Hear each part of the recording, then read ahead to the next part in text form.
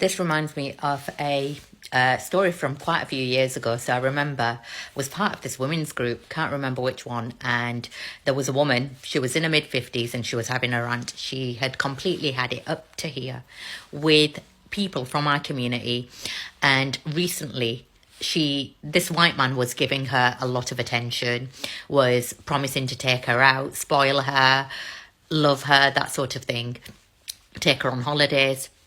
To which I replied, of course she does, but she needs to ensure that in doing so, she's not letting the devil deprive her of her faith. So listen carefully, sisters. If the guy is not willing to revert, or you're thinking, oh, you know what, you might be able to change him, please don't be so deluded. Do not risk your faith.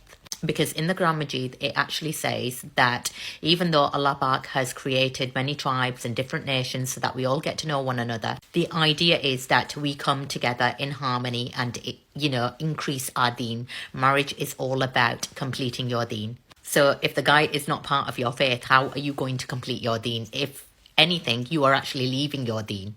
So be very, very careful. Because as Muslim women, we are expected to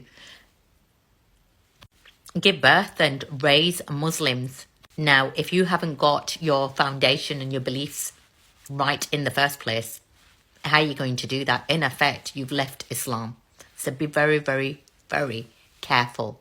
It's a completely different ball game, of course, if the guy has reverted or is definitely going to revert. But there's no guarantee when it comes to these things. And there's far too many women thinking, you know what, we can change him.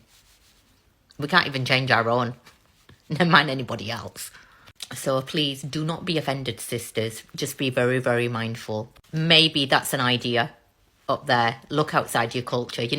Alhamdulillah, within the Muslim ummah, there are so many different cultures and races that you can consider. But just make sure you are not leaving your faith. No man is worth that. Thank you for listening, and no offense to anyone.